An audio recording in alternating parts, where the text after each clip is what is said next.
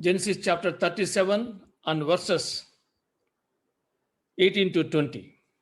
But they saw him in distance, and before he reached them, they plotted to kill him.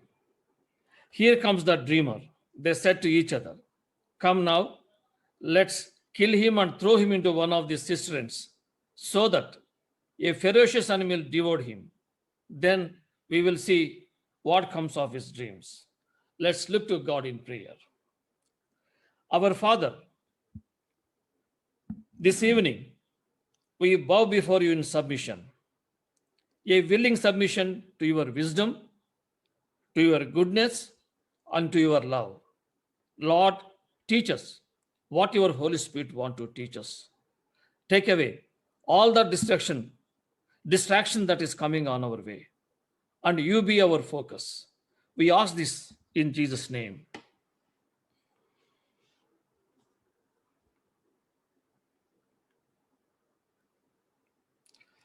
Friends, on January 1st,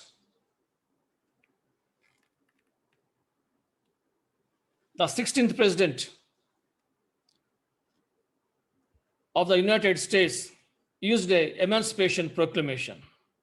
And on December 6th, 1965, the amendment to the Constitution was ratified, that is confirmed, that formally ended the legal status of 3.5 million African Americans from slave to free. Forced labor may have ended in the United States around 150 years ago. But this institution has existed from the earliest civilizations. Today, we begin the story of Joseph, one of the most well-known stories of the Bible, and see the circumstances which led him to be sold into the slavery in a foreign land. Joseph must have wondered, if God is sovereign, why am I in this mess? Even though God is not mentioned in this chapter, he is obviously at work. For more details, let's move into our lesson. So here is our outline. God is trustworthy in strife. That is our first division, chapter 37. God is trustworthy in brokenness. That is our second division, chapter 37. God is trustworthy in strife. God is trustworthy in brokenness. So this division can be broken into three parts. Jacob lived in the land where his father had stayed, the land of Canaan. There are two things we notice about the opening verse. First of all, Jacob is brought back into the story after we have read through the account of Esau, that is Edom, in our last chapter, that is in our last class. Second, Esau and his descendants, the Edomites, will occupy the land to the south of the Dead Sea. If you see, in the past, we are talking about this area, Mount Seir, the hill country of Seir. Now, this is known as Kingdom of Edom. So, Jacob will occupy the Canaan, the promised land, where his own father Isaac had lived throughout his life. This is the account of Jacob's family line. We have now come to the 10th and final section of Genesis. These several accounts given in Genesis will narrow down to focus the reader's attention upon the family of Jacob. And he is beginning to fulfill his promise to make Israel a nation, with Joseph being a key figure in that process. So let's meet Joseph now in verse 2. Joseph, a young man of 17, was tending the flocks with his brothers. Joseph is a teenager, a boy of 17 years of age, and first 11 verses divides into two parts. The first part focuses on the Jacob's love for Joseph, while the second part reveals the message that comes through two dreams. Both sections in these verses have one thing in common: the hatred the sons of Jacob has against their own half-brother Joseph. So, father's love, the brothers hate. Now, Israel loved Joseph more than any of his other sons because he had been born to him in his old age. The story begins with the acknowledgement of a family problems. Joseph is the obvious favorite son of Jacob. Jacob is an old man at this point, and he loves the son of his old age, whose status is enhanced by the fact that Joseph is the son of his beloved wife Rachel, now deceased.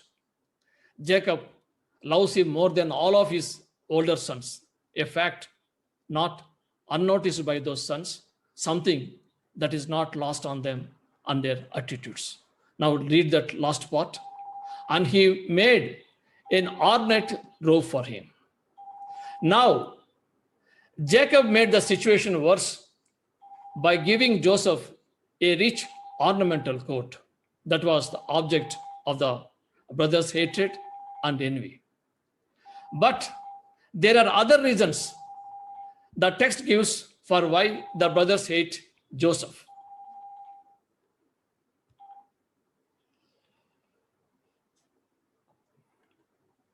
Joseph was tending the flocks with his brothers, the sons of Bilhah and the sons of Zilpah, his father's wives, and he brought their father a bad report about them. While he helped out by working with his half brothers, he brings back a bad report about his brothers to his father. Here, Joseph appears as faithful to his father, not a teller of untruths or half-truths. Verse 4, when his brothers saw that their father loved him more than any of them, they hated him and could not speak a kind word to him. The exposure of the brothers' evil, whatever it may have been, is something they hate. Civil conversations between the brothers and Joseph were no more. Two dreams and two reactions. From verses 5 to 11. I had a dream and another dream. Dreams will play a significant role in the entire Joseph story. The two dreams are further reasons for the brothers' hatred against Joseph. His first dream was Joseph's sheep strands and his brother's sheaves bow to his sheaf. Then in the second dream, the celestial rulers, the sun, moon, and the stars bow down to Joseph. Joseph's two dreams basically have the same message. In each, something that represented Joseph himself receives the bowing down of other objects that represent his family members. There are two reactions in the family. His brothers hated him all the more for these dreams, and we can understand why. While Jacob, even though he rebuked Joseph openly, he pondered these things in his heart. Friend, a good disciple will take the revelation of God and store it in his heart, like seed that falls on good soil. Whereas the wicked will reject God's will because they act according to their nature. Selling of Joseph into slavery. Now, his brothers had gone to gaze their father's flocks near Shechem. Do you remember that name? Shechem. The very name will send shivers down in Jacob's spine because last week's story, Shechem is the town where Jacob's sons massacred all the men of the town. And Israel said to Joseph, as you know, your brothers are grazing the flocks near Shechem. Come, I'm going to send you to them. Very well, he replied. Now, 2 years have passed. Would the town or neighboring towns gather enough strength now to retaliate? Jacob was concerned and wanted to check on them and sends Joseph. On the other hand, Joseph may have known that his brothers did not like him. They never said a kind word to him. But despite that, Joseph will do what his father asks, to go and see if all is well with them and their flocks. So Joseph searched from Shechem to Dothan. Then he sent him off from the valley. You can see the important map to understand what is going on here. That is, Shechem is 80 kilometers from Hebron. And from there, Dothan is 21 kilometers northwest of Shechem. Verses 15 to 17. When Joseph arrived at Shechem, the man answered, they have moved on from here. I heard them say, let's go to Dothan. So Joseph went after his brothers and found them near Dothan. Joseph looks for his brothers in the valley of Hebron and came to Shechem. However, he cannot find his brothers there. Then he asked a man, and finally Joseph found them in Dothan. Now, the plot to kill Joseph. But they saw him in the distance, and before he reached them, they plotted to kill him. Friends, we need to be wary of the sin of jealousy and envy. It was envy that planted the seed in Canaan's heart, bringing about the first murder which occurred in the Garden of Eden. And Cain slew his brother Abel. This is likewise the seed that has been planted in the hearts of Joseph's brothers towards him. They said to each other, here comes the dreamer. Come now, let's kill him and throw him into one of these cisterns and say that a ferocious animal devoured him. Then we will see what comes of his dreams. The motive behind the killing was very clear here. The issue of the prevention of the dreams for coming true. Then we will see what comes of his dreams. These words here reveal the sarcastic viewpoint of revelation of God's dreams to Joseph. Reuben, let's not take his life.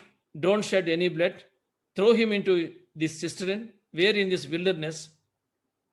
Cistern here in the wilderness, but don't lay a hand on him. At first, they decided to kill him.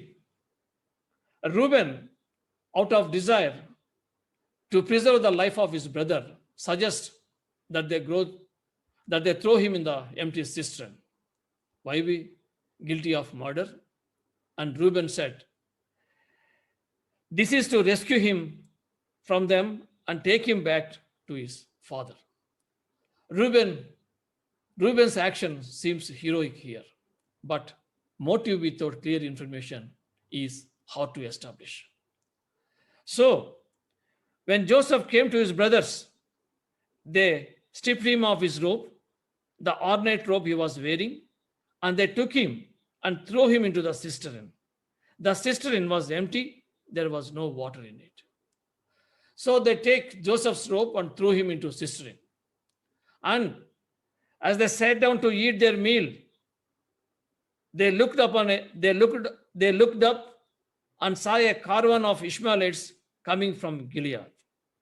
As they sat down to eat their meal, notice what these boys do next. They sit down for a meal. Can you imagine them sitting there while Joseph cried out for mercy? The hot-heartedness of the brothers is seen clearly in this. There is no loss of appetite. There is no sense of guilt or remorse, or there is no pity. Judah, what will we gain if we kill our brother and cover up his blood? Come, let's sell him to the Ishmaelites and not lay our hands on him. His brothers agreed. Unlike Reuben's attempt to spare the boy, Judah was a profit motive. While they were eating, a caravan of Ishmaelites approached them on their way to Egypt from Gilead. This gave Judah an idea which would prevent the shedding of Judah's blood altogether. Judah's cold and calculating plan simply substituted one evil for another: slavery with a profit for outright murder. So, when the Midianites merchants came by, his brothers pulled Joseph up out of the cistern and sold him for 20 shekels of silver to the Ishmaelites who took him into Egypt. His brothers did not kill him as they originally planned, but they did sell their 17 years old brother into a slavery in a foreign land for 20 shekels of silver. Friends, we can imagine. Joseph surely would have been baffled by this. Joseph surely was wondering what in the world is going on. You see, God's providence is a strange thing. And when we are in the midst of it, we will rarely understand it. Verse 29, when Reuben returned to the cistern and saw that Joseph was not there, he tore his clothes. He went back to his brothers and said, "The boy is not there. Where can I turn now?" Reuben returned to the rescue Joseph. What a shock it must have been for him to return to the dry cistern and find Joseph is gone. Reuben, being the firstborn, is the one who must face his father. So, to him, this is not a very pleasant thought. Meanwhile, the Midianites sold Joseph in Egypt to Potiphar, one of Pharaoh's officials, the captain of the guard. This chapter ends with Joseph being resold as a slave to his new master and was placed in the custody of king's chief executioner. Now, the covering of the crime. Then they got Joseph's robe, slaughtered a goat, and dipped the robe in the blood. They took the ornate robe back to their father and said, "We found this. Examine it to see whether it is your son's robe." Your son's robe. Jacob sent his favorite son on a simple mission to see how things were going with the family livestock.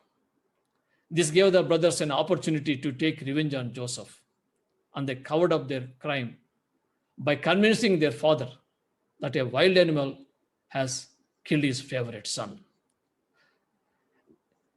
Jacob recognized it and said, "It is my son's robe.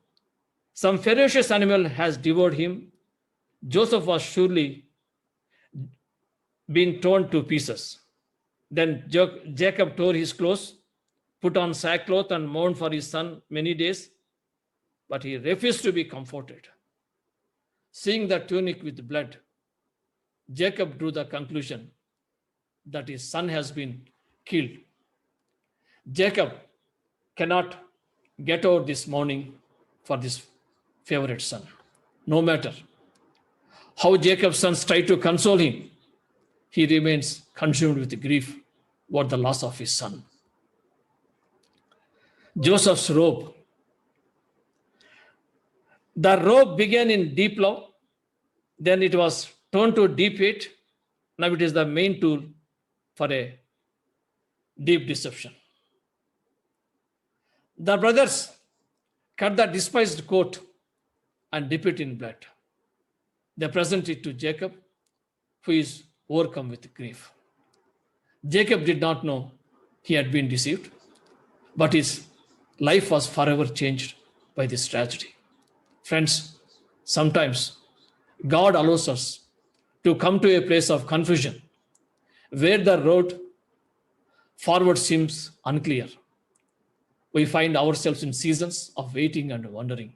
Friends, do you find yourself fighting the kind of despair that Jacob felt in his grief? Know that God is not finished with your story. Hebrew 5:8 says, his own son, though he learned obedience from what he suffered. And we too, with Jacob, can learn to wait on God's grace. So here is our first principle. God is trustworthy to redeem even the darkest situation for our ultimate good. God is trustworthy to redeem even the darkest situation for our ultimate good.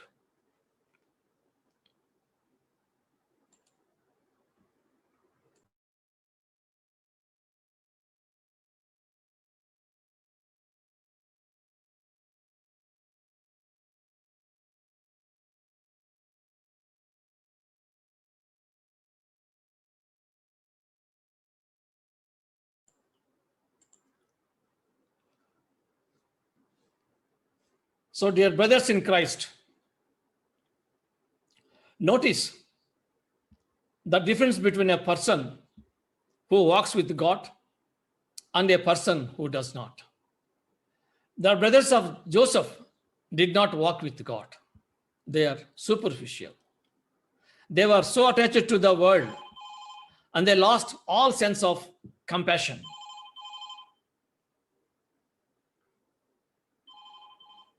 Sorry for that. Joseph brothers became so calloused that they lost their hearts. They drifted further and further from the Lord. Life lost its joy. On the other hand, you have Joseph. He was a man who endured every crisis, remained faithful through every obstacle, and held on even when he felt confused and abandoned. But Joseph was used by God in a remarkable way. Dear friend, which course are you on?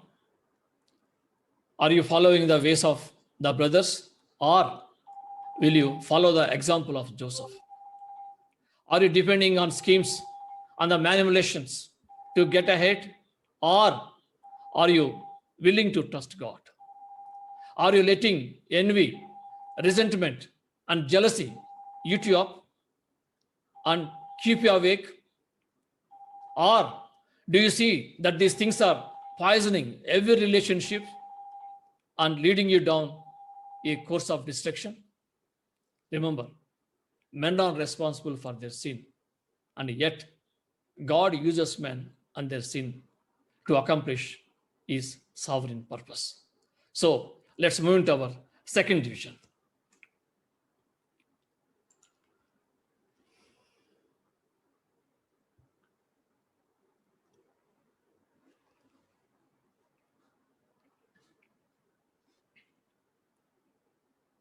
God is trustworthy in brokenness.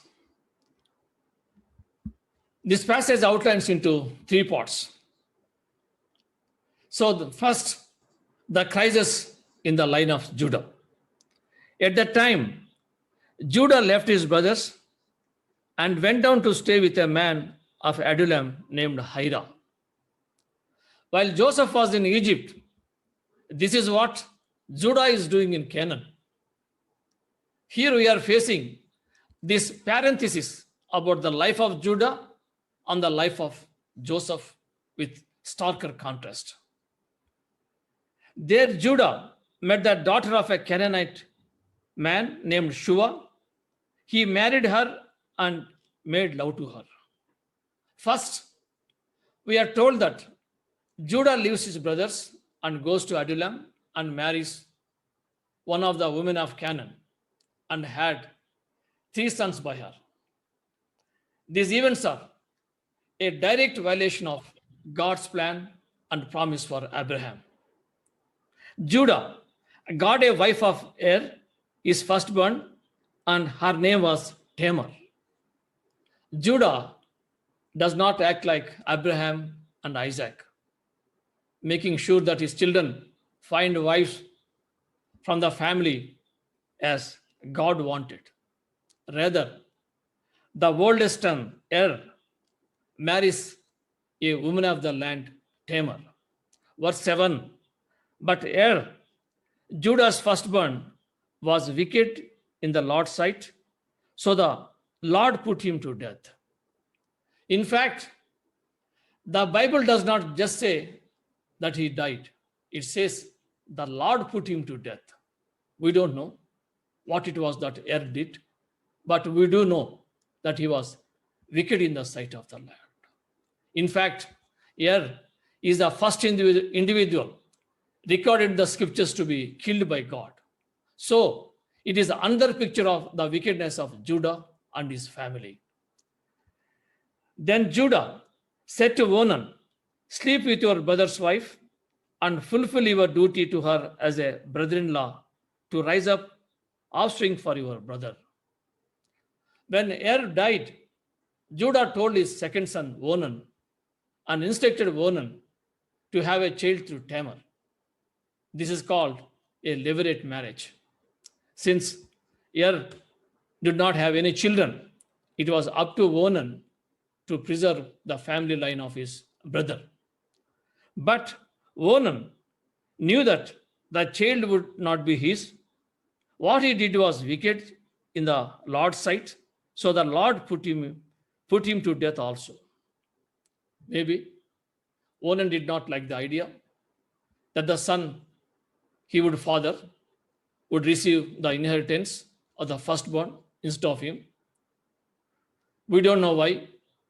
We just knew what happened. Onan resisted and God killed him too. Now, this leaves Judah's final son, Shelah. But Judah does not give Shelah to Tamar because he fears that Shelah will also be killed by God. Judah sends Tamar back to her parents' home and says that he will call her when Shelah is ready. Now, Tamar is in terrible condition with no children to provide or offer financial help to her. Tamar's plan. In due course, Judah's wife had died and he decided to go to Timnah to check on how the shearing of his sheep was going. Here, Tamar uses this as an opportunity and gets there ahead of him and dresses up like a prostitute. Let's listen to their conversation. Tamar, what will you give me to sleep with you? Judah, I will send you a young goat from my flock. Tamar, will you give me something as a pledge until you send it? Judah, what pledge should I give you? Tamar, your seal and its cord and the staff in your hand. Verse 18. So he gave them to her and slept with her, and she became pregnant by him. Tamar asked for collateral until she paid the goat. So Judah leaves her his signet, card, and staff. To say in our language today, it would be similar to leaving our driving license, Aadhaar card, PAN card. So Judah goes into her and goes away.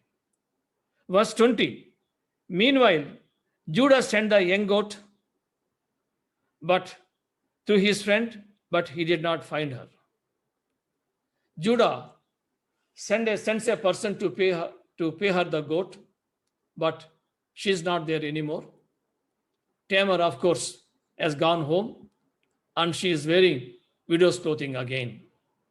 Then Judah said, let her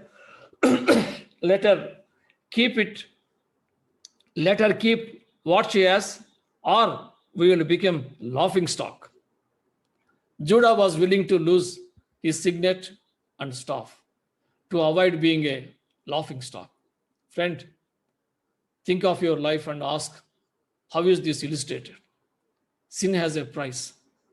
Sin blinds us to loss and opens us to folly. About 3 months later, Judah was told, your daughter-in-law, Tamar, is guilty of prostitution, and as a result, she is now pregnant.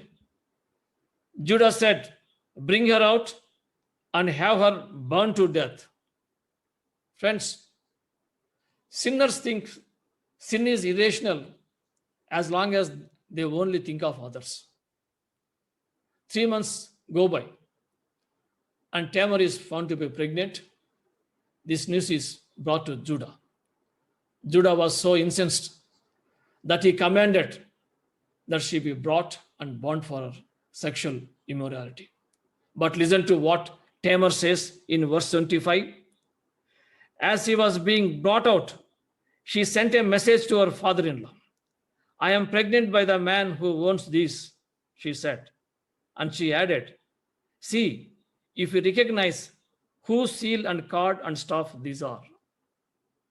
Notice the similar language here. Just as Judah and his brothers said to Jacob to look at the coat to see if it was Joseph's, so Tamar says to Judah to identify these 3 items. She turns the tables on Judah and proves that Judah is the one who has done this. Verse 26, Joseph recognized them and said, she is more righteous than I, since I would not give her to my son Shelah. And he did not sleep with her again. In this episode, Judah compromised with what he knew to be right. We see at least 3 compromises so far. First, Judah marries a Canaanite woman. The Bible speaks plainly about the dangers of close relationships with those who do not share our faith. Second, Judah promised Tamar Shelah, but had no intention of letting his youngest son get close to her, and he lied to her. And finally here, Judah became a party to immorality. Immediately when he thought Tamar had engaged in an immoral relationship outside the marriage, he condemned it. Friends, the point here is the danger of compromise. Once we begin to compromise, further compromises gets easier and easier. So, how you keep from falling into the foolishness of Judah? Remember, you need to cultivate a deep love for God. You do this by prayer, Bible study, and worship. You do it by thinking often of God's character, His greatness, His wisdom, and power. We grow in love as we dare to think about the place that God is preparing for us by His grace. When that time came for her to give birth, there were twins. There were twin boys in her womb.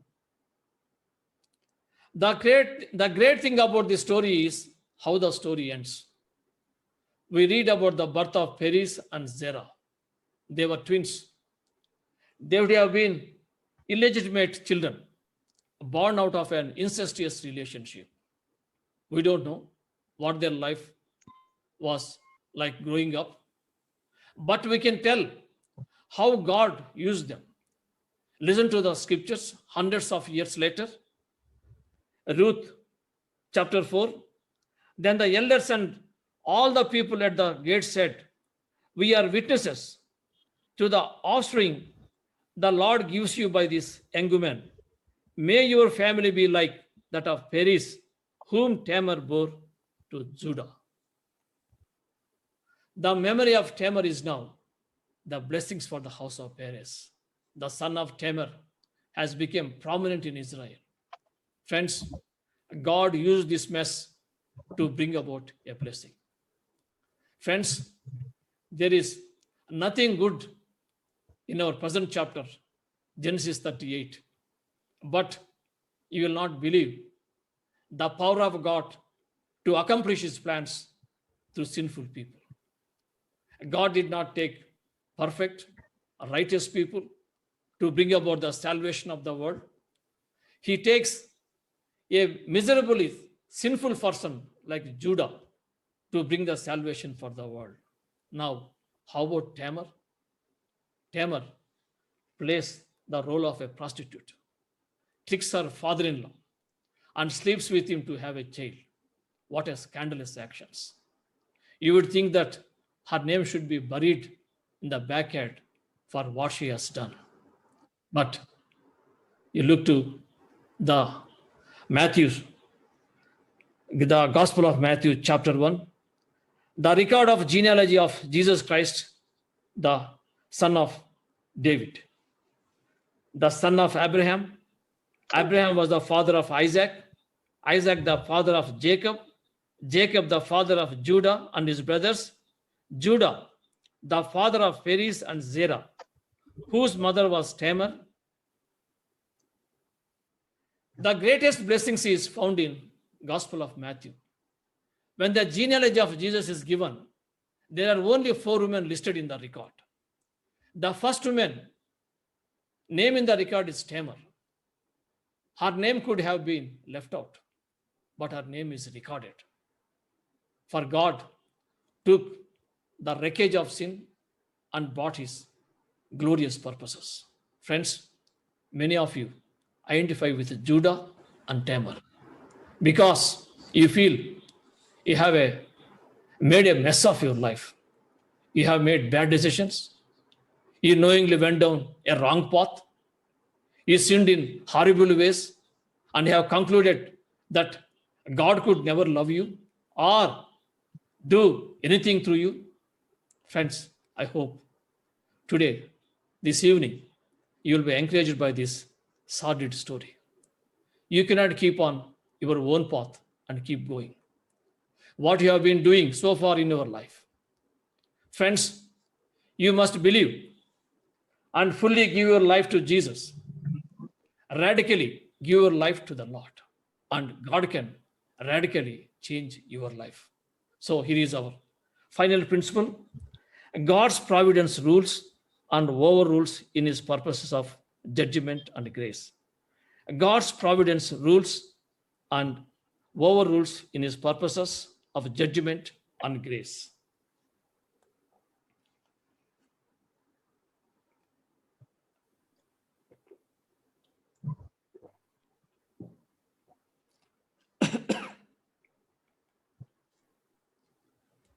So, dear beloved, God chose Judah, the compromising, immoral liar. Next, Tamar and Perez, our illegitimate son. God chose to bring the Messiah through these descendants. God not only forgave them and restored them, he transferred them. I hope this is encouraging to you this evening. Friend, the Bible is not a story about spiritual heroes who have arrived in their walk with God. It is the story of working in people's lives, redeeming, restoring them to wholeness for the sake of Christ. The God who forgave them will forgive you. The God who transferred them will transform you. The God who used them will use you. It doesn't matter where you have been. It doesn't matter what you have done. What matters is where you turn now. Anyone who comes to Christ with the pieces of their life will be received and remade. When Jesus died on Calvary, he died for your sin. He died for mine. He paid the price, and yes, the price was so steep. Jesus gave his life so that you and I could have a new beginning. He died to give you a new heart. So once again, this old story in Genesis addresses us right where we live. Let's pray.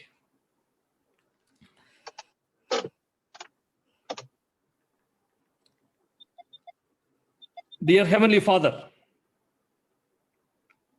we thank you, Lord, for this great time and this great story. Lord, many times our sins and weaknesses keep such a grip on us. So teach us and help us to be strong and take heart and wait for the Lord, especially when we struggle to understand your ways. Assure us of your love in Jesus. Be merciful to us, redeem us, and make us whole for Jesus. In Jesus' magnificent name I pray. Amen. Thank you, friends. The class has been dismissed. We are going to meet next week at the same time.